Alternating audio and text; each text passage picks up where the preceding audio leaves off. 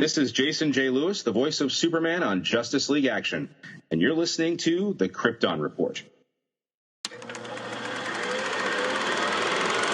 Welcome to a very special Krypton Report. This is part of our summer movie series.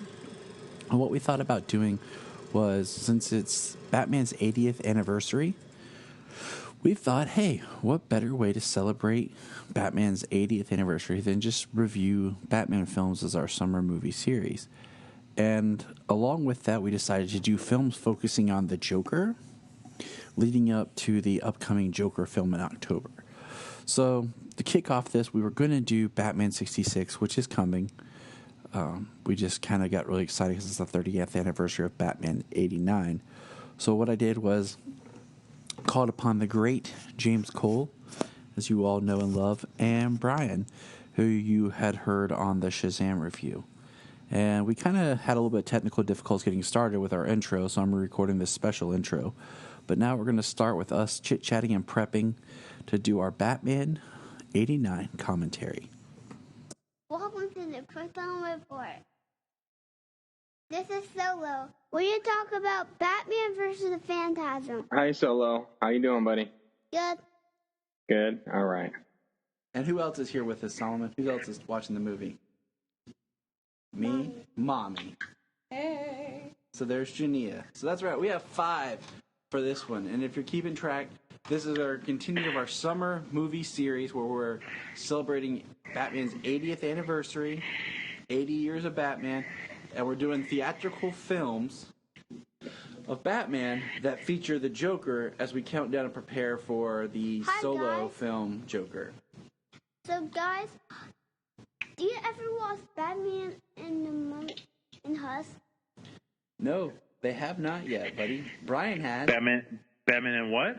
In Hush, because Bryan let us borrow his Hush to watch. Poor James hasn't watched it yet. It's that digital power, buddy. It's got Bane. So, what's your favorite superhero? Superman. Superman. Hey. What's your Solomon? James, what's your favorite superhero? Superman. You both like Superman? Just like that? I really do like Spider-Man as well. I really like Spider-Man. And I Batman. like him too. Green Lantern. What about you, Jania? Oh, that's hard. Batman and Wonder Woman. Heck yeah. What do you like? All right, hold on. Good answers. Good answers. Look, but we're going to talk about Batman, Mask of the Phantasm. Now, first thing. This came out in 1992. Solomon, you weren't born yet when this came out. Actually, No, December like- 1993. You're right. It was 93. My mistake. Christmas 93. Christmas, and that's what's weird. I don't remember it coming out at Christmas. I don't know why, but I just did not feel like it was Christmas when it came out. I'll tell you right now why you don't remember, because it had such a limited release that came out of nowhere. That's why it didn't do well at the box office. We're getting there. Bryan, I'm sorry. Bryan, jumping ahead. I'm sorry. Got So, 93. Solomon, you weren't born yet. You still had a ways to go. Okay? What if he's a time traveler? Not yet, he's not. what Oh, wait, you guys were there during his birth. Never mind. Let's see. 93. You know how old Daddy was? 2, No. 3. Mm-mm. So, 7. How old were you, Daddy? I was 8. 8. 8. What? I was 2. And Mommy was 2. And Mommy. I was 6. I was 8. See, so look, we were all little boys, and Mommy was a little girl when this came out. Mm-hmm. Now, did anybody see this in theaters? I did. Not that I can recall. I don't. I did, and because my dad actually, okay, so Batman, the animated series, the original run, was actually a cartoon that my dad would sit and watch with my brother and I. One of the few that he would watch with us. Oh, memories. enjoyed. So when this movie came out, I wanted to go see it, and my brother wanted to go see Beethoven. And I talked my brother out of it, and my dad took all of us to see Batman Mask of the Phantasm. And You made a wise choice. And I remember walking out of the theater, and my dad just being really happy, and really enjoying it, and saying how much he liked it. So, Guys, I feel like I was one of the few families that got to contribute to this movie's box office. guys, If I had a job, I probably would have set the movie over $1 billion. James, I don't know. I honestly can't recall. I mean, it wouldn't surprise me if I asked my mom to take me, but I just can't recall.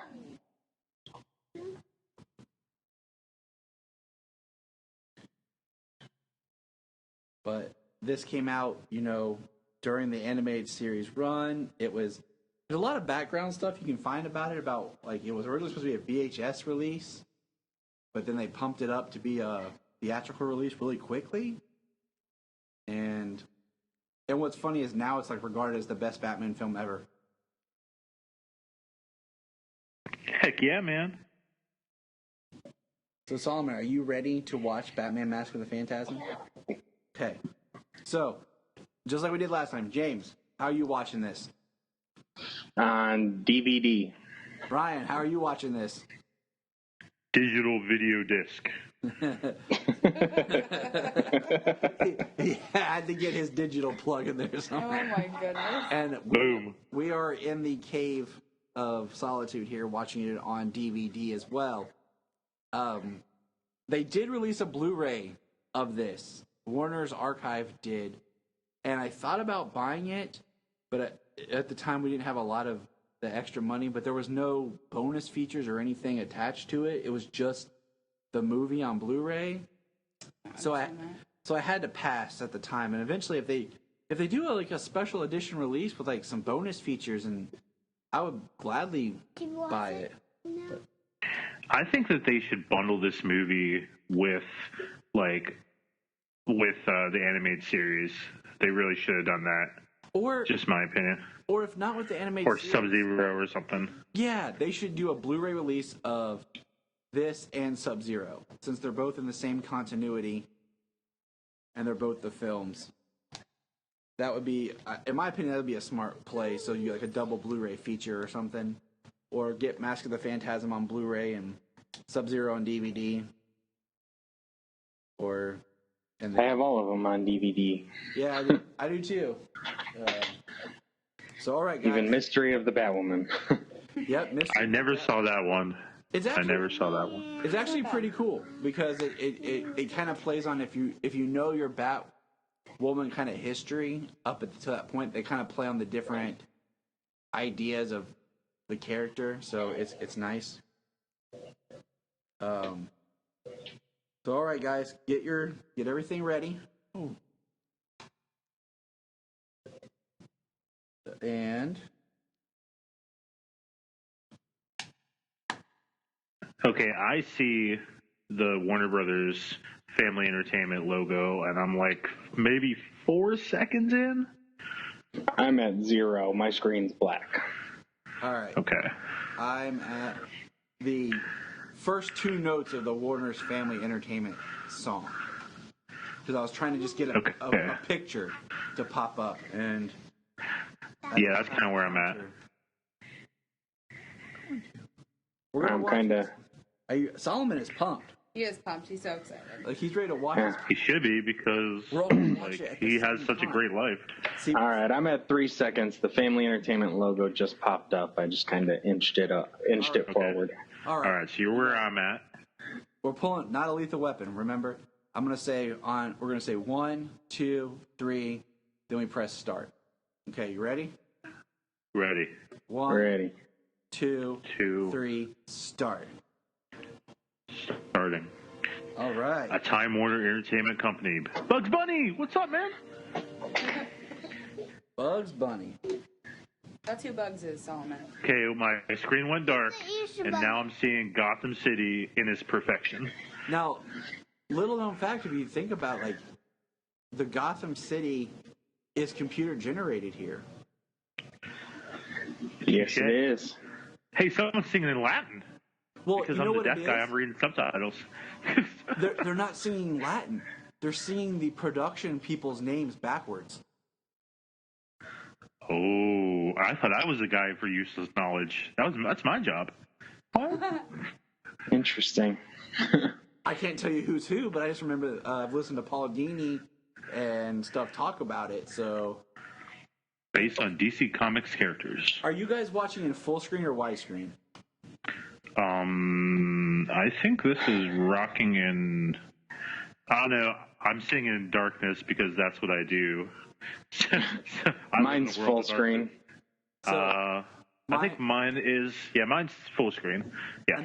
Mine is too, which makes me kind of wonder more because I remember the Blu-ray being in widescreen. So I remember hearing them talk about it being in widescreen. So I kind of Hold on. Let me turn on a light. I'm gonna get a real answer because it's just like all black in here. Yeah, this is rocking in full screen, guys. Okay. So we're all watching the same format, which is nice. That's cool. But Directed by Eric Rida Bruce Tim. I know that guy. look at that. See, that's such a great shot of just the opening of Gotham City. Yes. You guys seen Casino Parking? Yes. It's been a long time coming, fellas. Shady lady. Okay. Yeah, we're right where we need to be. Okay. I love how it opens up just on a bunch of gangsters and you see Batman's shadow on the roof. Fantastic. You know what's coming. We already. Watch. Boom. Batman's here. Boom! Yeah. Love that entrance. That guy knows how to make an entrance. I don't care. I just want to be the guy whose first response is get him. I'm gonna run to punch Batman. Look at that, guys. It's get him and wait for the first guy to go after him and then run. Well, I learned from Magneto that the pawns go first. Yes, they do. I learned that from my grandpa. I love this. Foot Your grandpa's Magneto? on the Well, my grandpa's the one who taught me how to play chess. My mom taught me, and Solomon is learning. Right now, we're just learning basically the characters and how they move. Chucky's soul. And can we? Your angel of death awaits. So we have the Phantasm here, which is just awesome. Well, So totally awesome. You eat the bat? Phantasm? That's the Phantasm. Have any of you ever read Batman Year 2? No, No. but I do know that this is based on the character of the Reaper loosely in Year 2. Yeah, I actually never heard of it until I actually ended up reading, I think, on DC Universe, maybe. I read it this past year. Okay. Within the past year, I read it just because I heard people talk about the Reaper, and I was like, okay, I'm going to check this out. But I like the Phantasm better. Totally. Look at that blade. That is a sharp blade. Like, you could, like, cut cans with it, you know? I'm cut glad tomato. that they made Mask of the Phantasm canon by bringing the Phantasm back in Epilogue Yes. in the Justice League. Yes. I did not know that. Such a fantastic episode. Oh, that is one of my favorite scenes just because I got so excited when... I didn't know that. All right, Brian, Yeah. when we're done, go get on DC Universe, go to Justice League. Is it Unlimited? Unlimited. Unlimited It's season unlimited. Yeah. Like, guys, I'm gonna probably have to wear a diaper because I'll crap myself. I got plenty, bro. However you got to take care of yourself there, Brian. Hey, you know, you gotta do what you gotta do in this world. I love the cape, just the way they draw the cape as he runs. You know, The Dark Knight is such a wonderful movie, but we'll talk about that another day. But for me, Batman the Animated Series is the best version of Batman.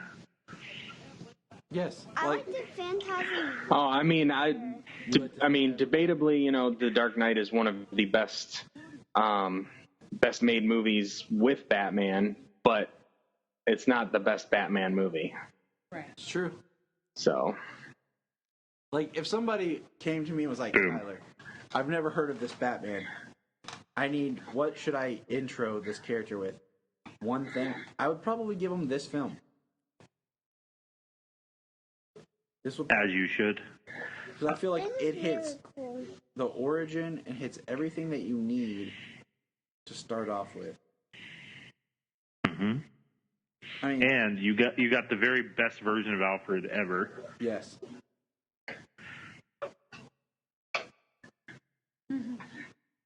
You have the best Batman voice.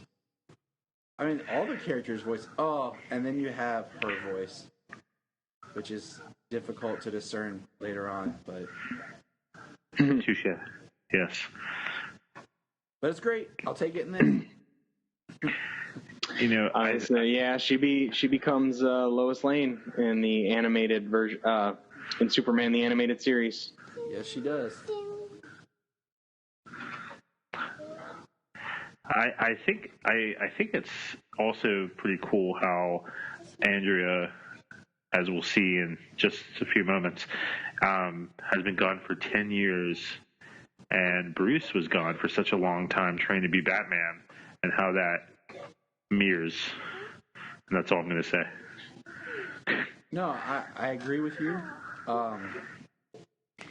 Okay. I love this scene. What about the I word? Because it's Bruce. It's Bruce Wayne there. That's Bruce Wayne. Engagement. I love it. And I love, if you look at this, like, it's Bruce Wayne, Playboy. Look, redhead, blonde. He's got a variety of women. It's like a dang buffet table right there. African American and Asian. Like, Bruce just... It's got a little diversity there. Yeah. Where's the Indian chick? And Councilman. It is interesting, though, we get characters in this that do not appear anywhere else in the animated series. Yeah, that is unfortunate, I will say. But see how Bruce lights up a little bit. Like, I like how they drew Bruce in that little scene there. He hears Andrew's name. He smiles a little bit, but then like he has to keep his composure and say, "You know what? Stick it." And now he's alone. And he's remembering her. Oh, just tugs at your heart. Well, I mean, I love the imagery of, like, that's the house for show, and then here's the house that he lives in as he's staring at the painting of his parents. Mm-hmm. And I love just the use of flashbacks in this film. Like, we got the cool little, sequence just to show us that it's in the flashback. The two roses, young Bruce Wayne. Now, guys, is it in Batman Year One comic where, as he talks about Wayne Manor, he just keeps saying, "My father's house"? Like, he doesn't fully accept it as his house yet. I'm like 90% sure it is. Okay. I was going to say that's about what I am. Unfortunately, I feel like, because I haven't been able to locate it, that my Batman Year One and my Long Halloween got misplaced in my move, and I haven't been able to locate it in 2.5 years, and I'm upset. No. So I have to get those books again. All right, we're gonna have to ship them to you. It's your birthday. I have digital. I haven't read your. Wait, did someone say digital? Yes, Brian. Is it Ryan's birthday? No, James's birthday is this week. Yep, it was yesterday. Remember, you told him happy birthday yesterday. Oh. But Cool. what I was going to say is I haven't read Year One in a while just because I feel like the movie does such a good job, and then we've had that same storyline played out now in almost every, we saw parts of it in every Batman iteration. Especially Batman Begins.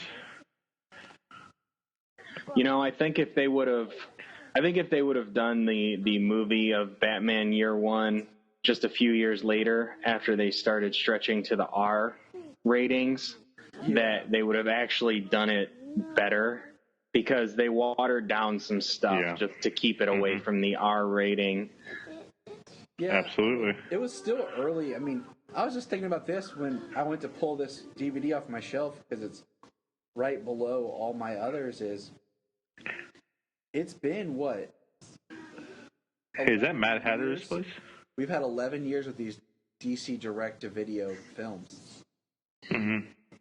Now here we go. Here's a scene that's pretty much straight out of Year One. Him fighting crime with the ski mask.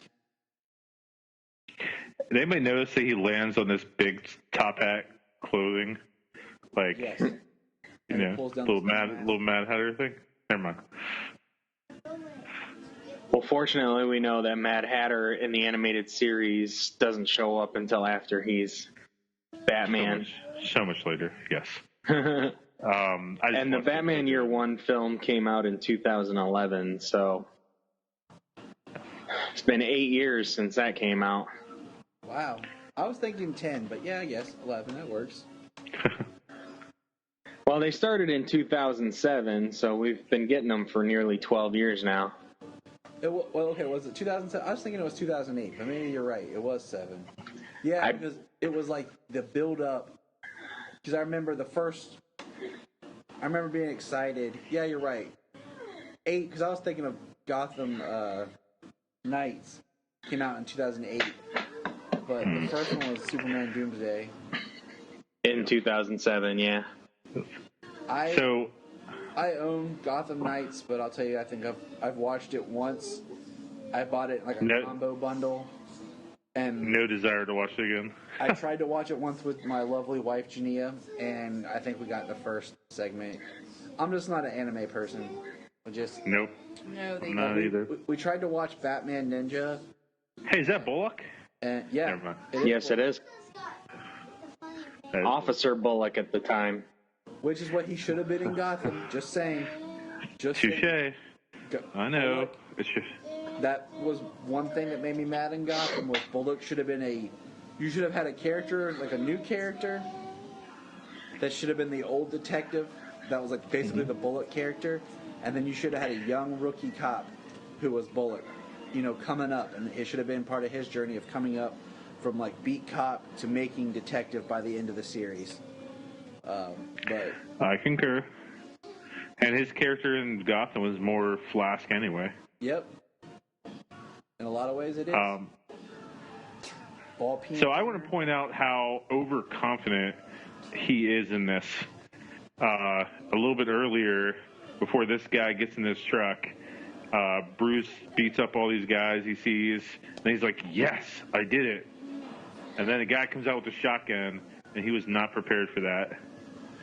So you see how this whole entire heroic night is just a complete mess.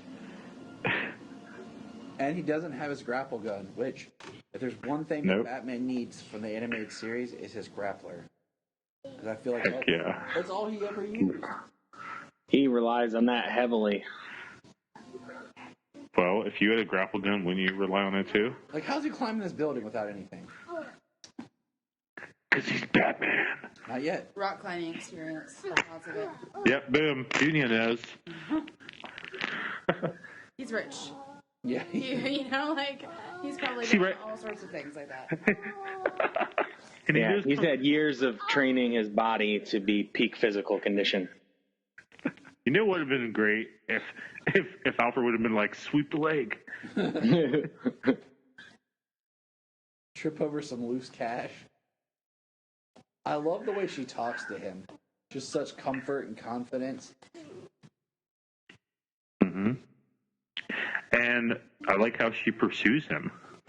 Like, and the Bruce Wayne bachelor thing, he just kind of pursues some women sometimes, but she comes after him. Like, oh, you talk to your dead parents too? Yeah, let's be a couple. I would like if they threw her into live action. Sweep the leg! He swept the leg! Did you see that? Yes, okay. Johnny. I saw it. sorry. I would like to see her in live action. It would be pretty cool. Because we talked about I agree. before, every Batman film has to have a different love interest because, Batman doesn't have any constant love interest. The closest. Whoa. Was that a little too hot for Solo there? A little too adult there? No. He doesn't pay attention all the time. If Batman's on the screen, he don't care. So that was just Bruce Wayne. He ain't paying attention. He's got too much cool stuff to look at here in the cave. And we're back to the present day. Here we go. One thing I've always loved about the animated series Gotham is that it's just this city that's just totally out of time. Like, you have no idea what time period it is. You got cars from like the 1930s. You got blimps in the sky. Why are they in the sky? We have no idea. They have served no purpose. Tommy guns. I think that's the we were talking about. We watched Batman '89 was the look. Yeah. The look of that Gotham, and then I think the best Gotham is somewhere in between Batman '89 and Batman Begins. Yeah. And I like the idea of Gotham feeling timeless, where you could have characters where each character almost represents a different time period, but honestly, as like a city, like the show probably had one of the best because it felt like the city felt like a character, Yes. It had all the gargoyles, and it had the water towers on the buildings, and the city felt out of time. The cars looked a little bit older, but then they the blimps. Don't forget the cell blimps. phones and. I think nowadays, like, the trick is if you want to make it feel old, you give everyone a cell phone with their flip phones. Right. Like, yes. Nobody gets smartphones, and we just accept it. It's like everyone has a rotary phone and a flip phone. Like they still have landlines. So the Phantasm has the ability to phase through objects? It's like the cheat. Like, they got cell phones, just nobody's using, 4G. Right. There's no data. It's just a phone. It's maybe. It's the I wonder if Batman. The disbelief. I wonder if Batman has Spectrum Mobile. Probably not. He doesn't, because Batman's owned by AT&T. I told you, Bryan. Boom. AT&T's Warner Brothers' biggest enemy right now. I know. I was just making a stupid joke. I always love these lines lines by the Phantasm of just like, your angel of death awaits.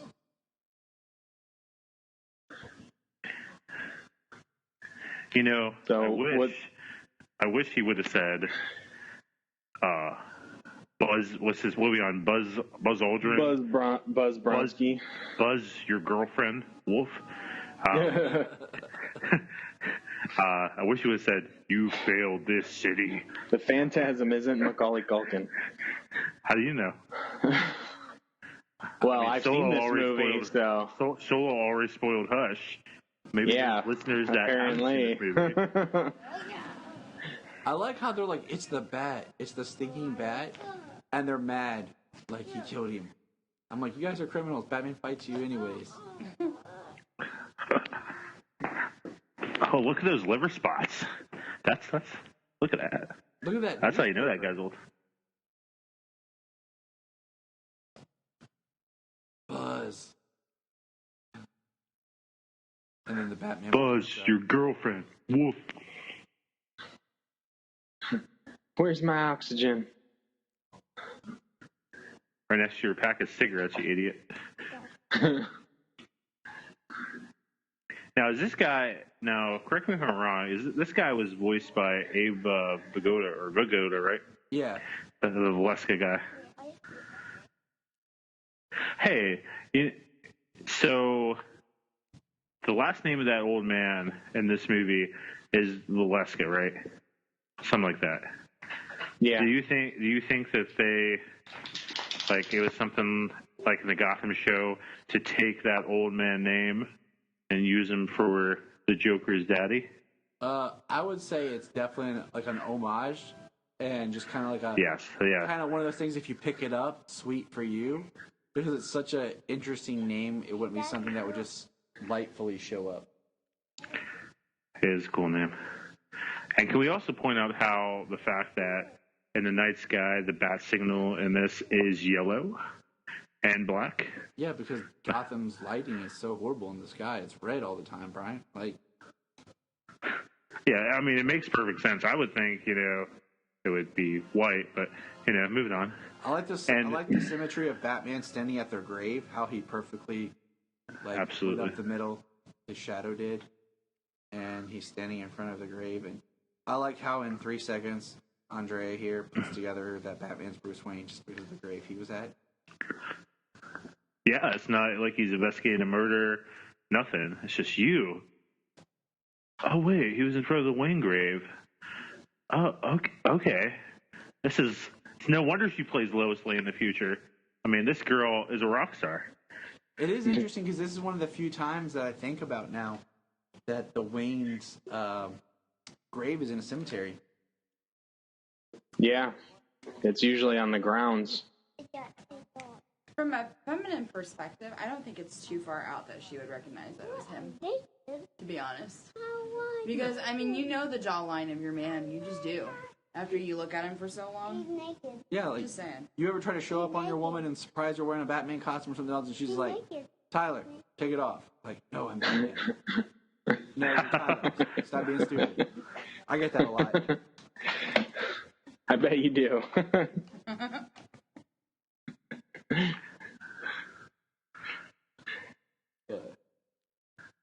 I mean, that's what helps when, the hero doesn't interact with people that know him and his other persona. I love that shot. The animation. That is a fantastic shot. It's very Fleischer animation painting looking. Mm-hmm. Yes. And here we have the awesome World of Tomorrow part. If this is supposed to be the world of tomorrow, the dream of the future. Hey, is that a callback to Gotham by Gaslight? Didn't they have the Gotham World Fair in Gotham by Gaslight? Yeah. They do. I don't know. Yes, they do. I've never seen it. Speak up, Jania. You're right. You're a wise woman over there. Sometimes. Come on, Junior. Gosh. Oh. I do want to say, Jania and I are both wearing our Batman pajama pants. Woohoo. Solomon. Awesome. He's too cool for us. He's still wearing his jeans. He's like a little, he's 4, but he's going on 16. So he's just going to pass out his clothes. So, Junia, being the woman here, would you find that ride of the future romantic? I was just thinking that, actually. It's hilarious. Not at all. Exactly. I would probably kill Tyler if that was our date night. I'd be like, really, this is what you're spending our money and time on? This. Mm-hmm. Wow. Oh, look, there's a robotic woman in the kitchen chopping up vegetables. Oh, wow. That's my future. Right. Woohoo. I like the red car that inspires him for the Batmobile. But we all know how he gets the Batmobile. That was in the animated series. I forgot how he got the Batmobile in the animated series. A mechanic gets fired from his job for finding out that there's faulty from the company. And Batman ends up saving him, and he has a busted old regular car. And he basically sets the mechanic up in his own special shop, and he becomes the personal mechanic for Batman in the Batmobile. Was that? See, he had a car phone. Can't be way too out of time. He had a car phone, a rotary car phone. So was that mechanic Harold? Or something totally different, not like the comic. I don't know. No, it was I don't recall a name. It's okay. Me and Solomon we watched it not too long ago. It's an African American man and his daughter that are doing. Okay. It's not Lucius. Okay. No, Lucius is a businessman in the animated series. The episode features Penguin as the main villain, and Robin's in it as well. Okay, I will find it. I have been watching the animated series here and there on my lunch break, so I need to finish it, obviously.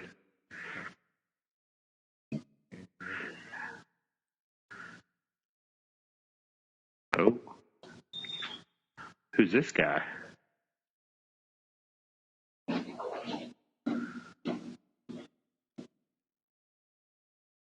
You know, Bruce sitting there, he kind of looks like doesn't Dick Grayson in this show, doesn't he wear like a red sweater with a white shirt? Yeah, the animation of a young Bruce is very much. Yeah. And look, here's our first hint at just a thug gang member, young, driving the car. He's got a very distinct nose. Yes, yeah. And jawline. Yeah. I always liked this part because I always liked the motorcycles, the way they were drawn, like just with the way the back tire is. I don't even care if they weren't real. Like I just liked them.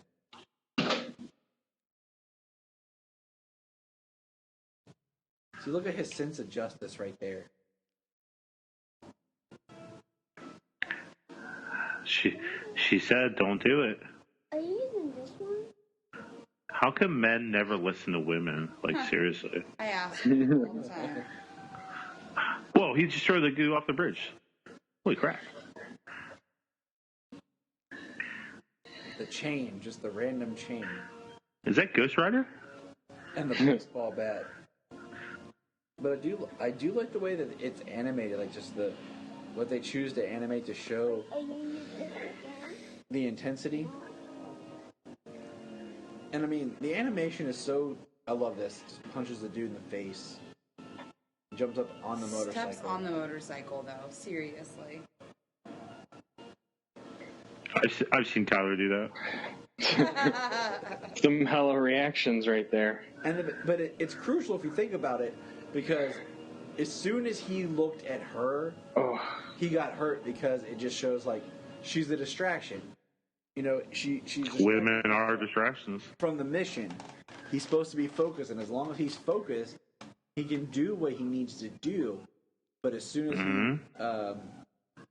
he, focused on her, he lost it. He'd have a few broken ribs than breaking that bat over his chest like that. No, not Bruce. Oh.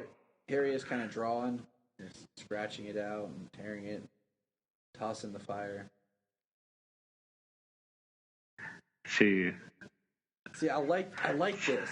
I like. What am I doing this for? Him talking to himself with the "What am I doing this for?" Like really. But trying to decide. He's not really talking to himself. He's talking to his parents. And Alfred's here. I love Alfred. I like the fact that you have to take into consideration that Bruce is a mentally broken person. Like, he does make mistakes with his personal relationships and things because he is an obsessed child. You know, and that's why I think because that Bruce is a broken person, that's why the story of Dick Grayson is so important to Bruce Wayne. Because Dick Grayson was supposed to be his way of trying to heal not only himself, but protect a child from how dark and where he went. Someone who experienced that basically, in a way, was him losing his promise. His promise was that what happened to him would not happen again, and right there in front of him it happened. And he didn't stop it. And it's a means for Bruce to heal, and it shows also that you can go through the same trauma, and it doesn't mean that you will turn out the exact same way. Because Dick Grayson is not a broken person. He's not an obsessed person.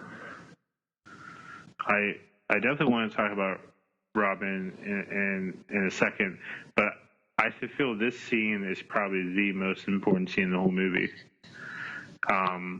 He's like, I can give money to the city, I can hire more cops. Like, I don't really want to do this. Like, it doesn't have to be this way. Yeah, I mean, he just wants to be with her so bad, but he knows how much of a distraction she is. He knows that if he stays with Andrea, that he's not going to be able to avenge his parents, and he feels like if he stays with her, he's going to fail his parents. And that character development, that torn, like, I just love those stories. I feel like I was gonna say, Batman doesn't avenge his parents as much as he honors and tries to, basically, it's his way of dealing with it. Avenging them, I feel like he did, but it's like a constant thing that he can't escape. Like, he can never be satisfied. It is a little chilly here. We are in the cave, Solomon. We are in the Bat Cave. Okay, so there you go. There you go with the Superman blanket. Maybe Mr. Freeze is around. Might as well. Now you were saying about Robin and how Dick was kind of like his way of redemption, if you will. Like, I don't want this kid to grow up like I did. As I was reading the Hush comic the other day, I love how parts of the story in the comic just focus on different people in his life, and when he gets to talking about Dick and how Dick saw being Robin as a little bit of fun and just having it light, like having it be this fun thing to kind of escape what happened to him. And then Jason saw it as a game. But when he starts talking about Tim, he's like, Tim wanted to be Robin. Tim chose to be Robin. He felt that Batman always needed a Robin to be that yin to his yang or yang to his yin or whatever. And I always thought that was, when reading Hush again, I felt that was just such an important way that Jeff Loeb writes that. That's why I love Jeff Loeb, how he does those inner monologues. I just love it. Can I say that this film actually shows Batman being a detective? Like, right there, it shows more than any of the other live-action movies have really done. Yeah, this movie, he's collecting evidence. He's compiling data, and we just saw the part where he says, "You think you know me so well," and Alfred says, "I diapered your bottom. I bloody well ought to." So we know this Alfred's been around, been in his life, his entire life, before he could even remember. And I just want to say, like, he said, "Oh, they are all part of dummy corporations." For the longest time, I thought Dummies Corporations was the name of the corporation. Because he says it so much in the animated series, like, Dummy Corporations. I was like, oh, wow, all these guys are connected to this one company. Then I learned later what it actually was supposed to be. Right.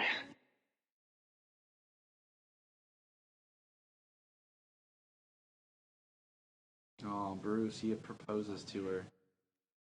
He's changing the plan, and nothing like having your parent basically say, screw you to your child as bats fly up. I almost You know what? I almost prefer this story over like the Year One story. Because I feel like this is a way of showing Batman having to decide to be committed to being Batman. Right. I mean, yeah, in that one, I mean, he was committed to what he was doing, but there was no choice, no distraction. In this, there's a distraction. He decides to be happy, but events force him. He's like, well, I'm not going to be happy, so this is my choice. This is my one path. Guy smoking. Would see that in a cartoon these days. Yeah, wouldn't see that on a show about the 80s where everybody's smoking, everybody wants to be mad, but that's a whole other conversation.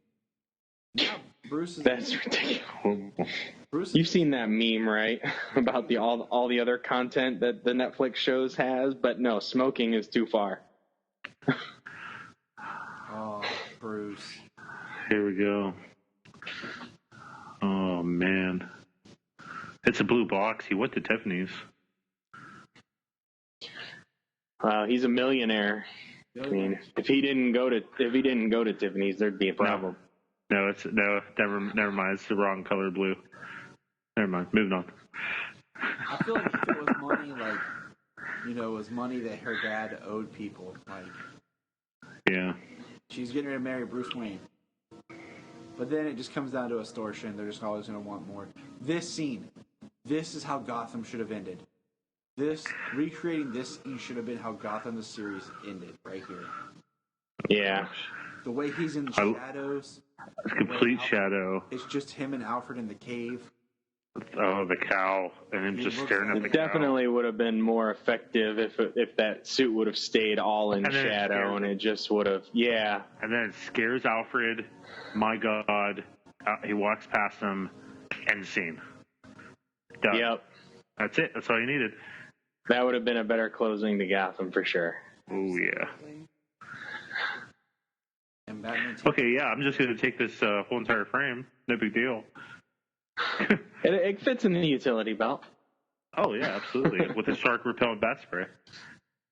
So here we are at the World's Fair, back at the Gotham Fair. And we have Old Man Sal. Man, oxygenators have come a long way, haven't they? Yes. Hope it's not tainted. Well, this guy hasn't got much longer to live anyways, so. Jania, I meant to ask you this earlier. Do you remember the first time you saw this? Oh my gosh. I know that Taria and I watched it when we were kids. I don't remember the exact time. So it was just kind of one of those things that was like part of your childhood, just there. Absolutely. Taria and I watched Batman in the animated series when we were kids, and it was like a religious thing for us. Welcome, Paisan. Look how he's sweating. Like the fear he has of being around the Joker. And I guess I'm okay with like the Joker and Batman kind of origin-esqueness being tied together in this way. I love that. He's just like a plank. Where it's like they crossed paths, but they weren't directly responsible for each other.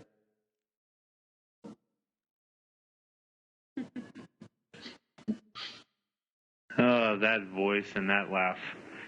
The perfect Joker. Probably creepy how much I love the Joker. That's why I wanted you here, baby. You love the Joker. I remember having this movie on VHS in one of those clamshell VHS cases. Oh yeah. Oh, I had that one. Yes. He kicked the doggy. Can't be too careful with all those weirdos around. Oh. Hey, hon. There. Don't forget. See, Genia? See how it's not crucial? This movie picks up a lot as soon as the Joker's introduced. Yes. Absolutely. It was definitely going slow. Because it's like it's more like mystery of the Phantasm, because Batman and the Phantasm aren't interacting with each other, but things are going on and he's trying to investigate. We needed someone else to kind of tip it. And who else but the Joker? They give a good misdirection with the Phantasm, with it being the voice of Andrea's father voicing the Phantasm.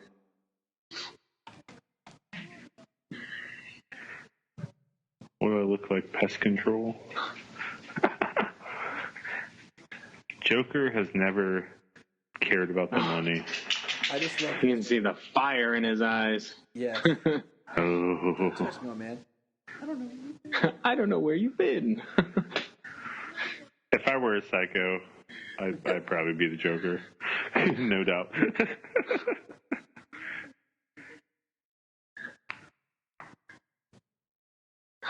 Aw, now he's smiling.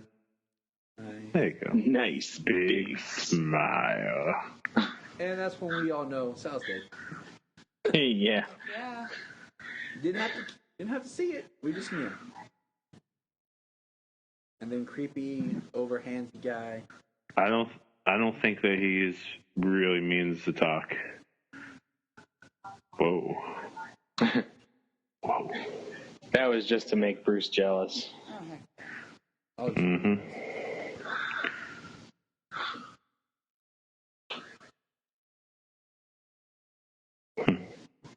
she wasn't even startled. That's what I love. She knows exactly who this dude is.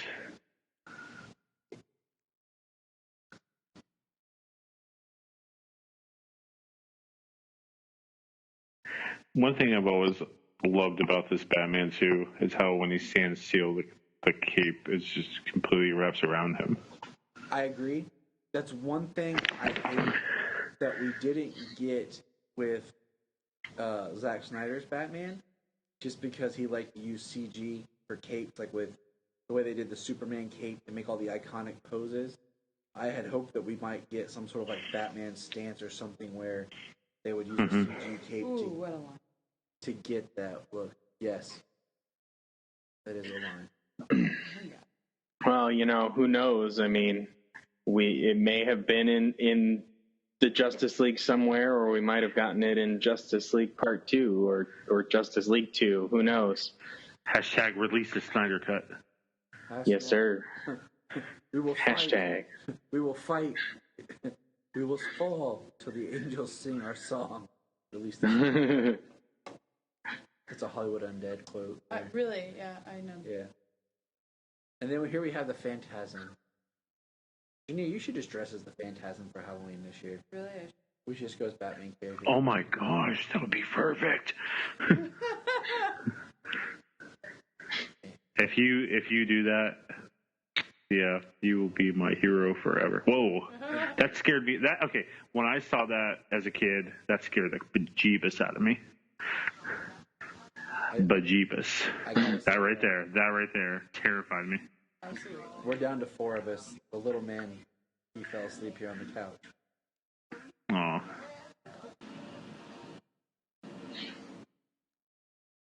He was tired.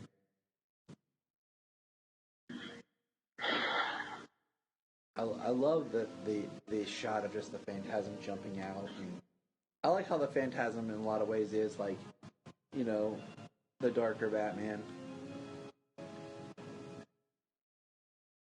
I want to jump rooftops with smoke coming out.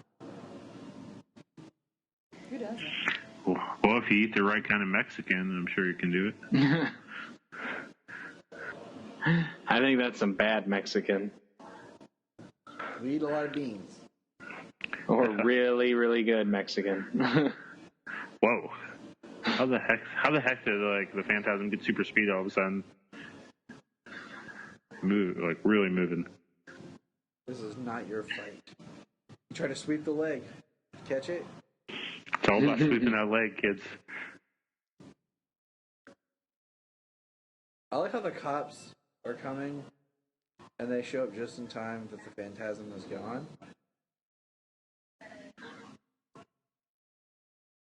Didn't you see 2 figures on that roof as you were away? No? Okay.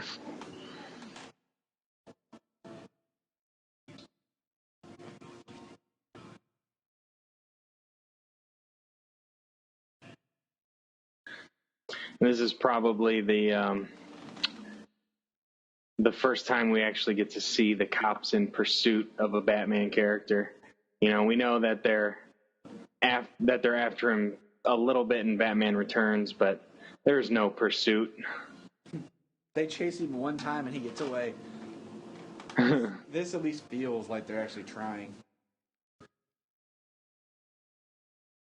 There's Bullock, always ready to get Batman. So I guess, okay, if we were going to look at this as timeline-wise with the animated series, where would you place this? Like after season 1, but I don't know if it works or would this be a good way of kicking off the animated series? Like, because the anime series doesn't really start with like an origin pilot, just has the first episode, which is on leather wings, you know? Yeah, it kind of just jumps in, and then even when we get Robin, he's been Robin for years now. So Yeah, it's all told to us through flashbacks and stuff. So, I mean, would this be a good place to, before like watch this, then start the animated series?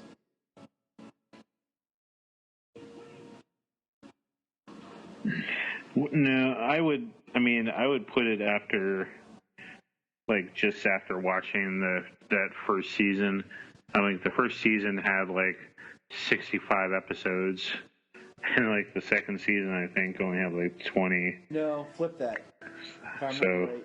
The first season, I think, only had like 20 some. The second one, but the problem is they released them on video different than what they aired. Right. Then that's always been an issue for me. I'm a chronological thinker, but the only thing I can tell you is that you'd watch Sub-Zero after that episode Batgirl Returns. Okay. Definitely. So the air release of the first season was May of '93 with Fire from Olympus, and then season 2 starts with Shadow of the Bat, which is the Batgirl arc.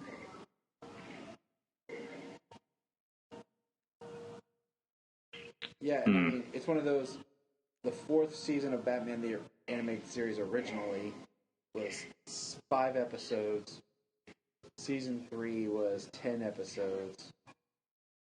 Season 2 is 10, and Season 1 is 60 by the IMDb, which then they broke it into 3 different volumes when they released it on home video, which that's what I'm accustomed to watching it in. yeah. But then, okay, so we missed Andrea found Bruce at his mask and cow. He got in the car. She drove him off. Saved him. So, right there. Yeah, as in a similar effect to Batman Year One, Pursuit of Batman, he actually got injured during this.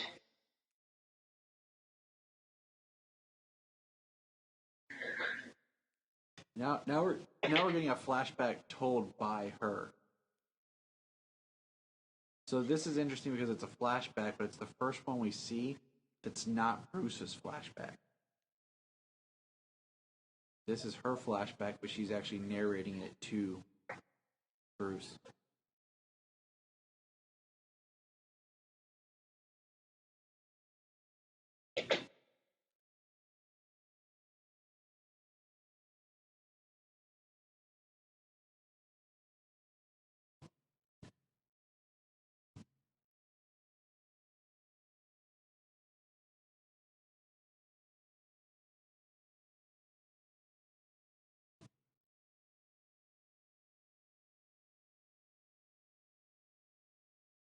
Right there, I mean, okay, so it's about money.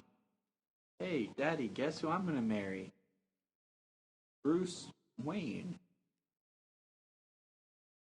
The boy billionaire. You know, that might help.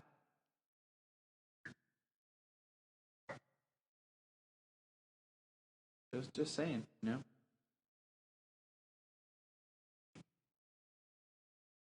What it really comes down to is she didn't really want Bruce. A girl like her. Well, I mean, like he says, I mean, basically, no matter, I mean, even with Bruce, you know, he promised the money in 24 hours, and there's probably no way to come up with all that money in 24 hours. It's Bruce Wayne. He just walks to the ATM and puts in his 4-digit PIN. Beep, beep, beep. No.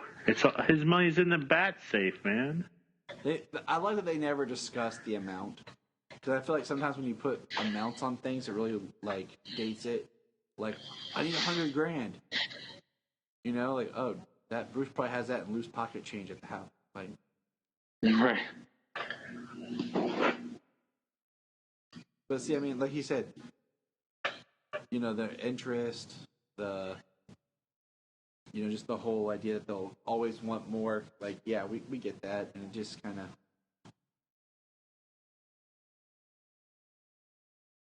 I mean, even here she's saying her dad's the Phantasm.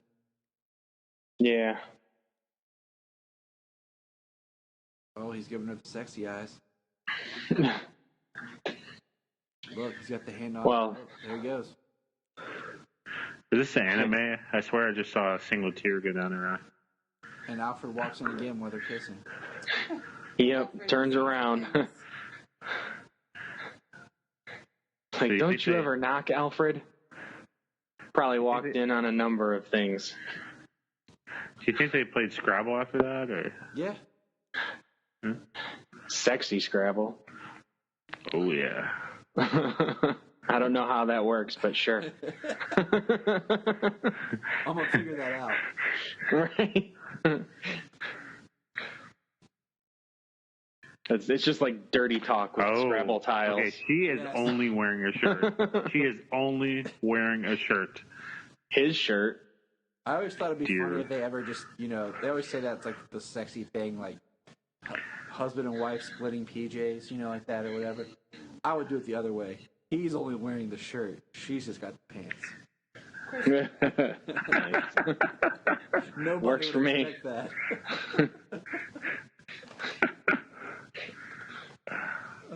I cracked myself up. I'm getting the smile, but the judgment eyes too at the same time here. I love her. My wife just made fun of me because I stutter sometimes and mix up my words. I love you. Mm-hmm. If I don't come to work tomorrow, Brian, you know why. My wife did it. I love She's ridiculed him to the point he can't show his face. That's okay. It's okay. You had a good run, man. I love this right here. Like, he looks at the picture and it's like he knows it so well.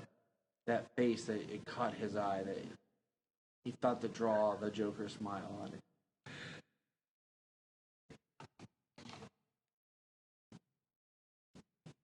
Yeah, Arthur, Batman.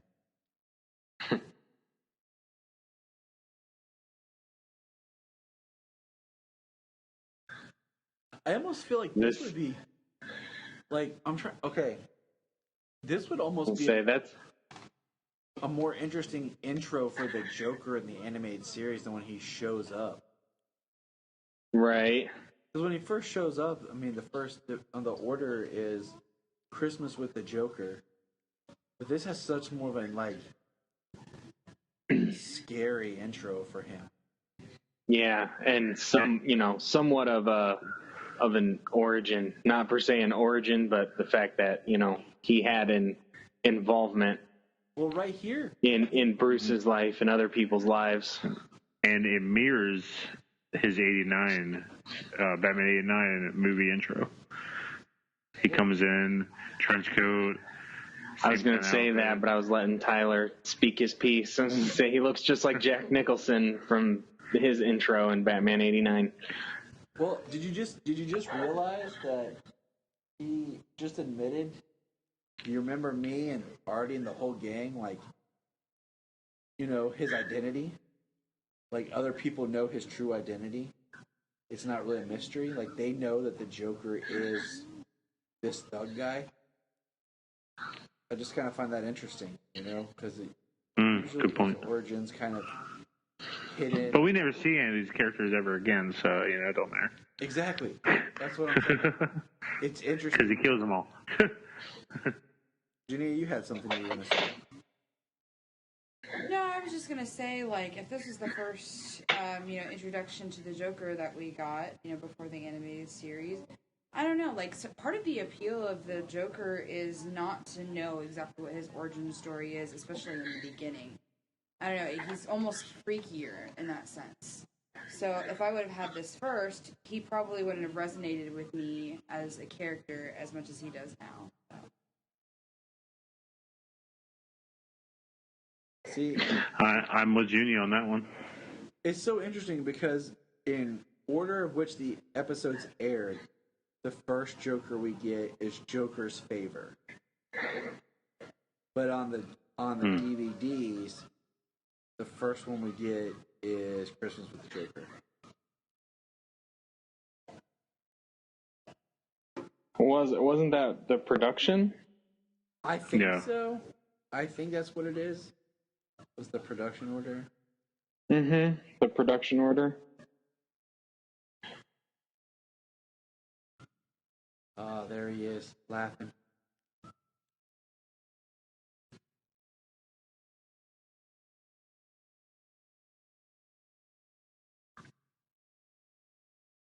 I feel like that doctor should know that the poor councilman doesn't have any control over the situation.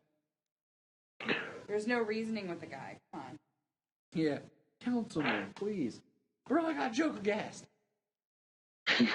He's a freaking doctor. He should know these things. I love this. Like, where he's like, it's the Batman. He's like laughing and just like trying to hold it together. Guess who just lost his career? Oh no!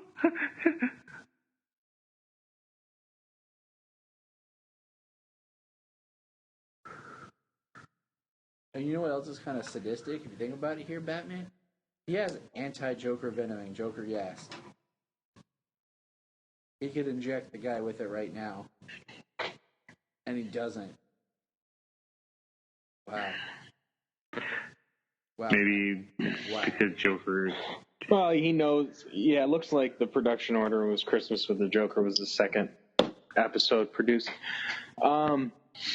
He knows that, the Joker toxin is deadly without treatment. So him being in the hospital kind of, increases his chance, or decreases the risk that he's going to die.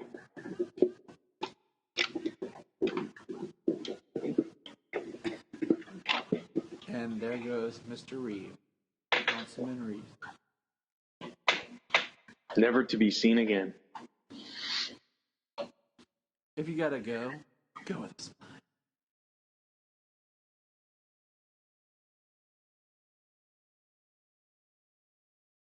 There he is. Batman snooping. Closet.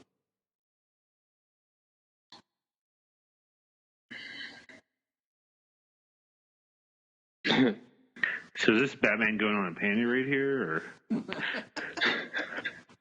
Yes. I love the Joker here.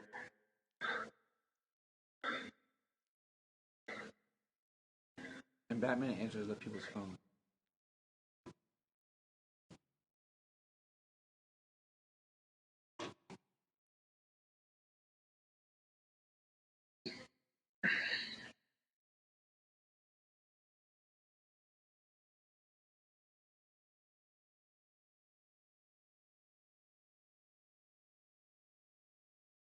Ta-da! That's like Batman answers other people's phones.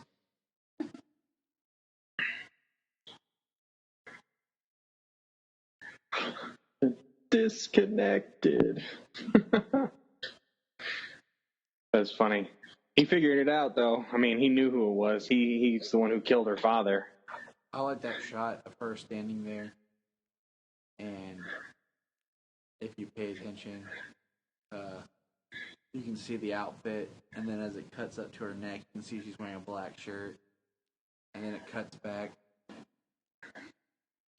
to her dropping the groceries. Takes her apple.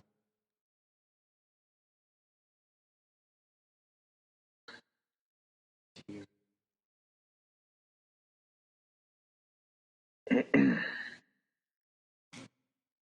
Aw, good old Hazel.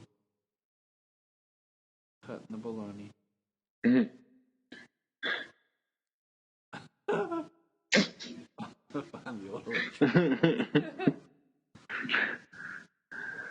I think that they would work out.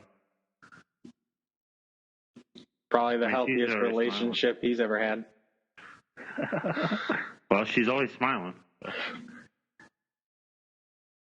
You have failed this city.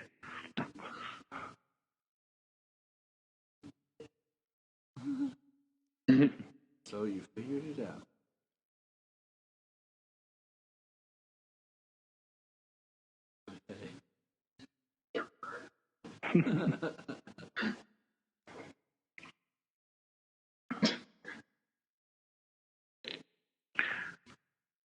Got him with the good old poo gas.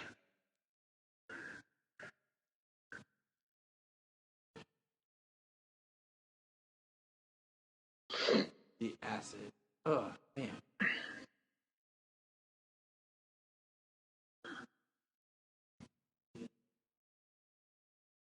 Good girl.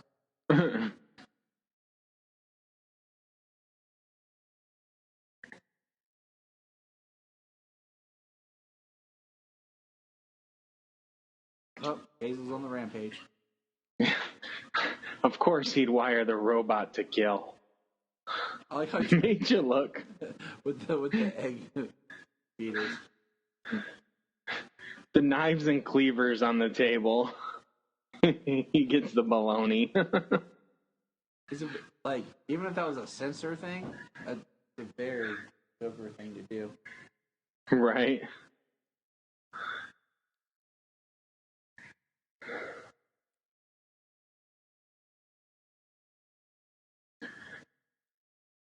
Giant turbine. Looks like she's about to do some pod racing.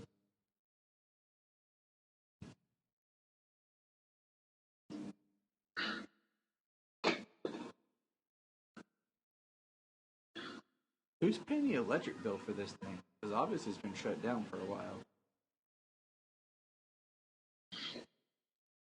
Yeah, Joker tapped into the grid. That makes sense.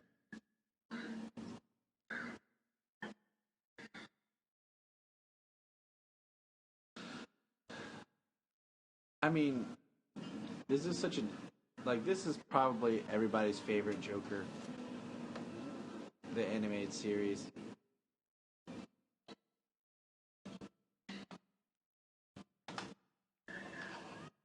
I don't know. That Jared Leto did pretty good. I like how we have the Bat Cycle for no reason other than they just wanted to get it in here so that we can have all Batman's vehicles. But it's both. Right. I had that toy. I had that Bat Cycle. You couldn't get him off the Bat Cycle. He was totally connected to it. I had it. I hated that.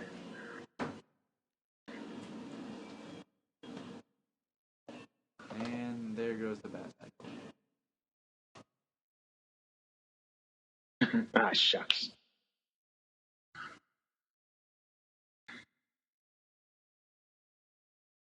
Yep. Yep.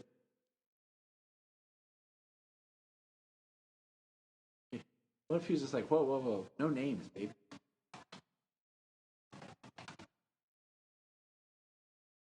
He's like, no name.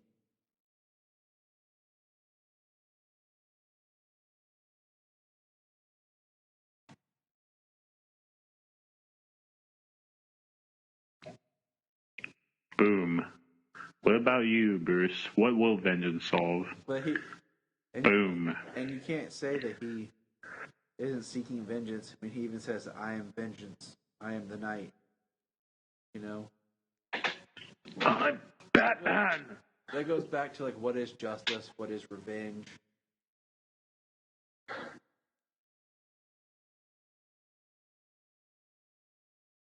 He's like, man. Well, he tries to prevent as much as he can, but he still has to make people pay for the crimes that they commit. Yeah. I love this for Warner Brothers lot. But just Batman and Joker fighting in a miniature city. Love that. It sticks out like a sore thumb. I'm surprised there isn't a little Coke factory there or AT&T, whatever. Too soon. Yeah, we're 26 years before the merger. Oh no, this DVD re-release, whatever. Nah, just put it in post-production. Damn, I'm surprised there wasn't just for fun Ace Chemicals or something. Boom. Ooh. Knocks out his tooth. Ooh. It would have been really funny if the Joker had like a little toy Godzilla with him, and he was like, "Arr!" Never mind. That's Toyman style stuff right there. Calling in the little planes. Ow. I do like that they make sure that we know that Batman is just wearing tights in this. Like, he's not wearing armor. If I have to say there's one down thing to Batman animated series, it's that Batman wore tights and not armor. Yeah, that's kind of armor, man.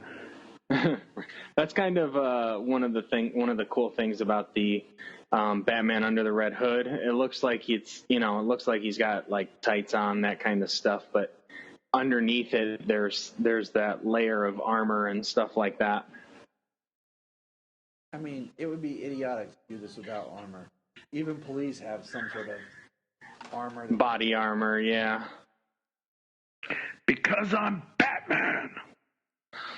He's got to go home and wash his tights now. Alfred has a long night of sewing and. So I wonder if Alfred knows Hazel. that lemon juice and seltzer water gets out blood out of his tights. I know Hazel knows. Yeah.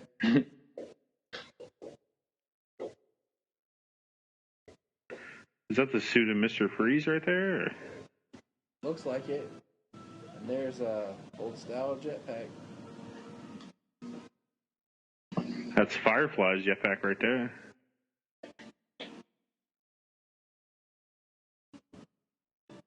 Running up the ship. Would have been just kind of neat if like the ship that they used was just like a replica of Superman ship. Just because as a wink wink. Yeah, with it being like the world of tomorrow or whatever, I was really looking for a Superman reference to see if I missed one. I'm Batman. I never give up. I never surrender.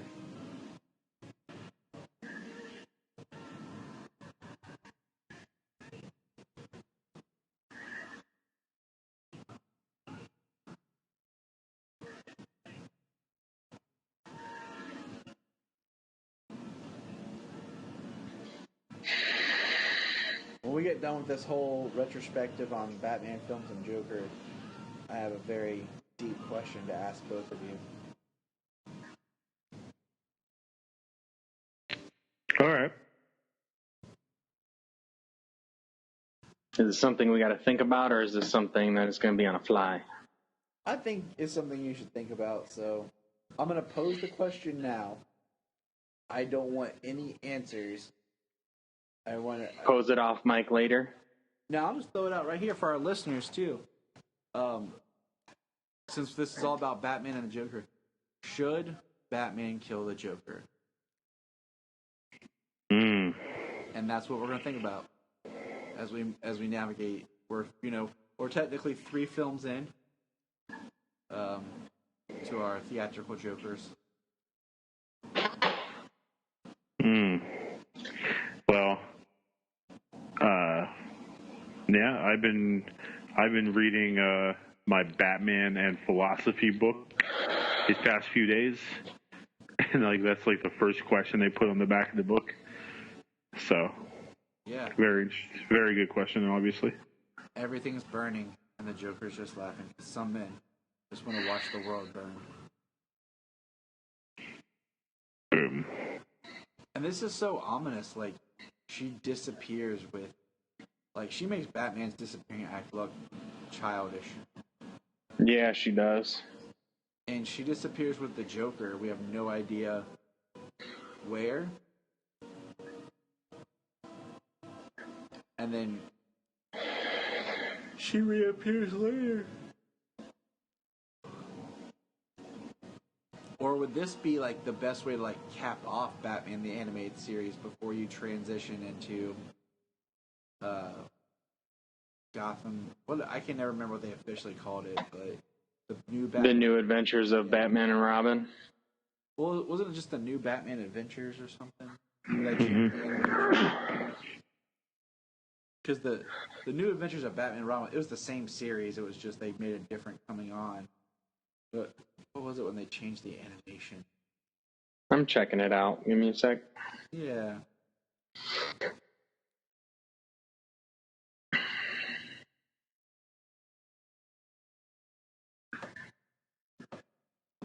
Yeah, the new Batman Adventures. Okay. Because, I mean, so Jania, I just posed another thought. One question that you need to meditate on, no answer right now. Okay. Should Batman kill the Joker? Just think about that. We'll discuss it upon our last viewing.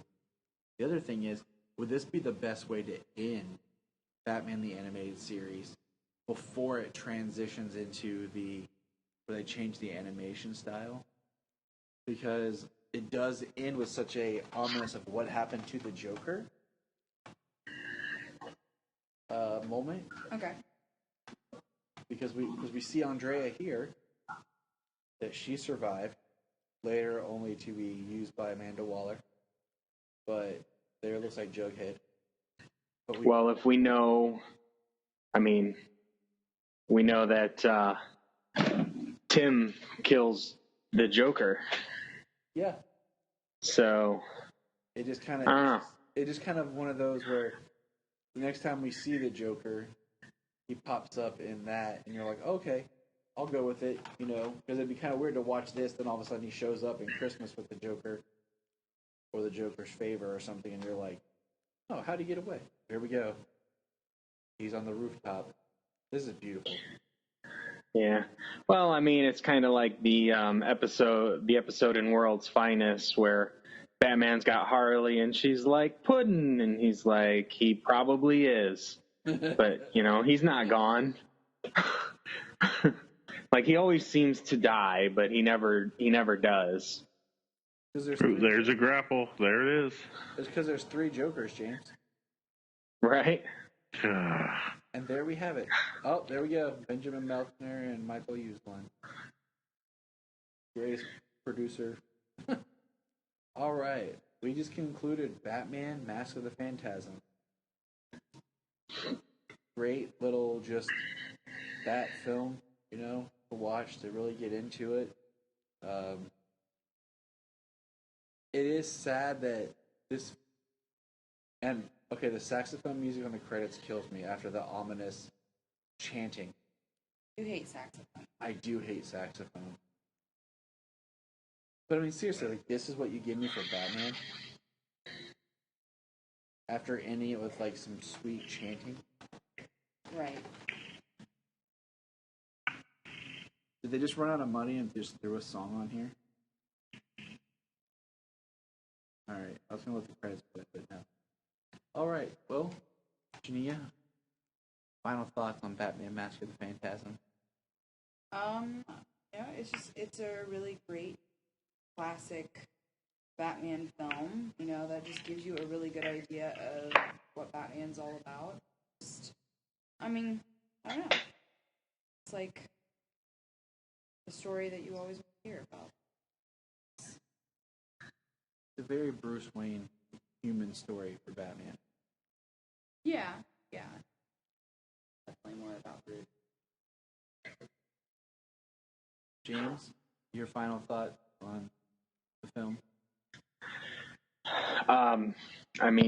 This movie goes back so far.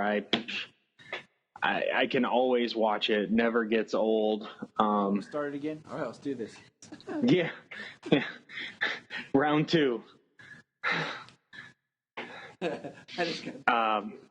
Yeah, it's fantastic. It's still one of the best Batman movies. Out of all the Batman movies, two of the best ones are animated. Batman Mask of the Phantasm and Under the Red Hood. Each one can give you like a serious gut punch. Oh, the final shot of Red Hood makes me tear up every time. Every single time. Solomon would be so proud of you, James, right now. He'd be so happy that you said that. Oh, I love that movie. He's just tired. Oh, I do too. I can't wait to do that one. Man, maybe. I'd just throw it in here just because the Joker's on it. I know it's not theatrical, but That's the thing. Is like, I was like, when we were thinking about this, I was like, there's so many stuff with the Joker, and we just don't have time. I was like, well, if we keep it to theatrical, we can do Mask of the Phantasm to get Mark Hamill in there, whose Joker is just in its own category. right. But I was like, because I would love to do the Killing Joke. I was gonna say Fathom put out the Killing Joke. Minus the Batgirl crap at the beginning. That Yeah. That was one of those amen ideas, to that.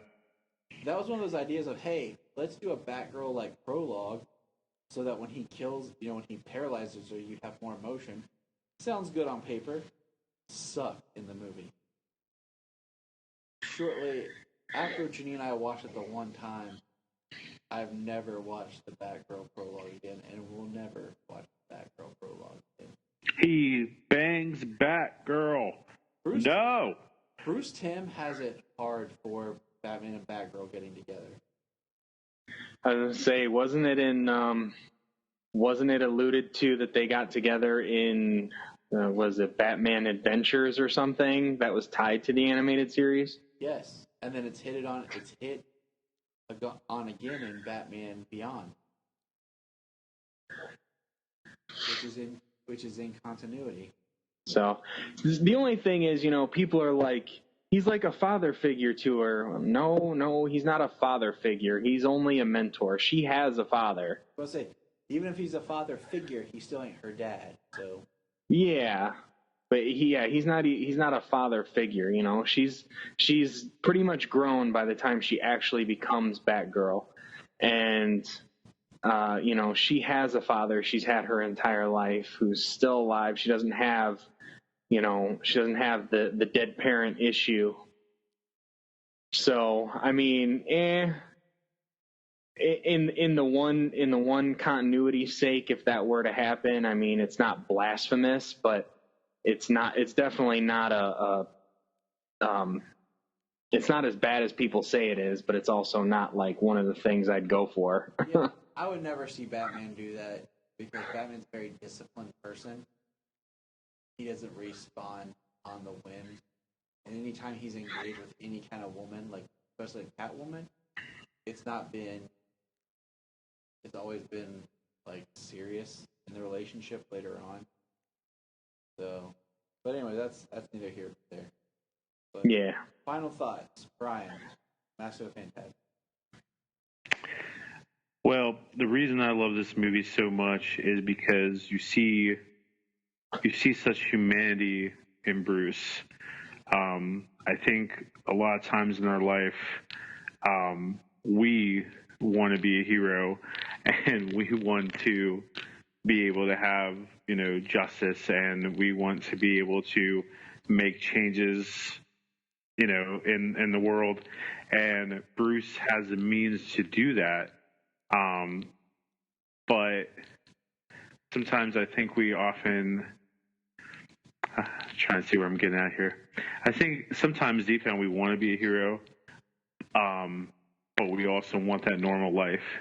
And to see Bruce here, like, he made this promise to his parents that I will avenge you. I will make sure that no one feels what I feel. But he just wants to be happy too. And like, I always like hero stories where, where you it makes you think, like, what if this hero never became a hero?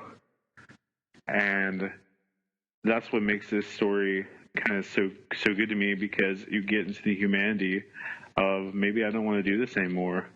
Maybe someone else needs to do it. And I love that humanity of this movie. What could have been? What if they got married? What if? And it also gets into that question that's asked a lot in Batman comics, like, do these villains and craziness in Gotham exist because Batman exists? Like, What if Bruce got married? What if he had this happy life? Would there never been a Riddler or Penguin, Mr. Freeze? You know, that's what's interesting is in Batman Begins they took it as there was Batman and then the supervillain. But it doesn't always work because kind of Scarecrow started right around the same time that Batman appeared. The only supervillain we kind of get that appears is the Joker. But then in Gotham, the TV series, it's the other way around. Batman becomes a response to the city, which I kind of like in better, but it's, I don't know. I don't like when the heroes are at fault. I agree with you. I think the hero needs to exist because the evil exists. The hero should not be the cause of the evil. Yeah. So it's a wonderful little film. You know, it is like the shortest Batman film. It's only 76 minutes, if that. And it's a good introduction for people to try to understand Batman and kind of where he goes. And I love it. The end.